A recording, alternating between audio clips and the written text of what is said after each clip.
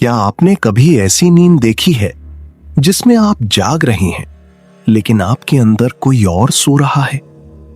आर्यन 3 हफ्ते से सोया नहीं था। डॉक्टर्स कहते थे एंजाइटी है, टैबलेट्स ले लो, ठीक हो जाओ।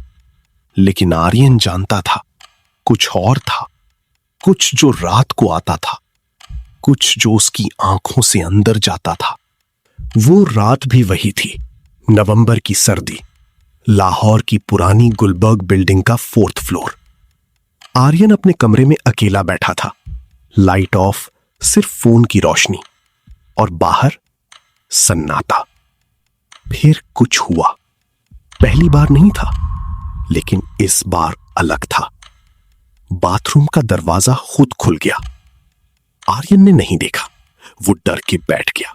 आंखें बंद, सांसें रुक गईं, लेकिन कान सुन रहे थे। पांव की आवाज, नाप के कदम, 1 2 3। आवाज रुक गई ठीक उसके पीछे। आर्यन ने पलट के देखा, वहां कुछ नहीं था, लेकिन कमरे की हवा बर्फ जैसी ठंड हो गई थी। सुबह आर्यन ने अपनी डायरी खोली। उसने कुछ नहीं लिखा था, लेकिन आज उसने देखा 3 हफ्ते की एंट्रीज उसकी अपनी हैंडराइटिंग में था। वो आ रहा है, मैं उसे रोक नहीं सकता। वो मुझसे दरवाजा मांगता है। आर्यन ने ये कभी नहीं लिखा था। उसने अपनी बहन रजिया को कॉल किया। रजिया जो 3 महीने पहले एक कार एक्सीडेंट में मर गई थी। फोन रिंग गया। किसी ने उठाया और रजिया की आवाज आई, भाई उसे अंदर मत आने दो, वो मेरी तरफ से नहीं आया, वो तुझे खाएगा। लाइन कट हो गई। आर्यन भागना चाहता था, लेकिन पैर नहीं उठे। कमरा घूमने लगा और फिर मिरर में उसने देखा खुद को, लेकिन कुछ गलत था।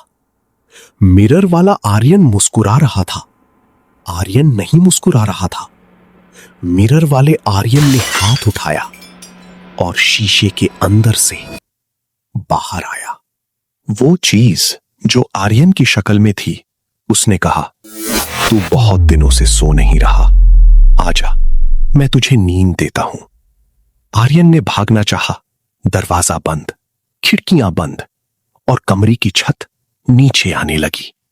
रजिया की आवाज फिर आई, इस बार सीधी कान में, भाई आंखें बंद मत करना। लेकिन आर्यन की आंखें बंद हो रही थीं। उसका जिस्म थक गया था। 3 हफ्ते की नींद एक ही बार में आ गई। और जब आंखें खुली, वो हॉस्पिटल में था। नर्स ने कहा, आप 3 दिन से कोमा में थे। आर्यन ने अपने हाथ देखे, ठीक थे। उसने खिड़की के बाहर देखा। सुबह थी, धूप थी। फिर उसने शीशे में अपना चेहरा देखा और मुस्कुराया। लेकिन आर्यन मुस्कुराना नहीं चाहता था। नींद आ गई थी, लेकिन आर्यन नहीं आया।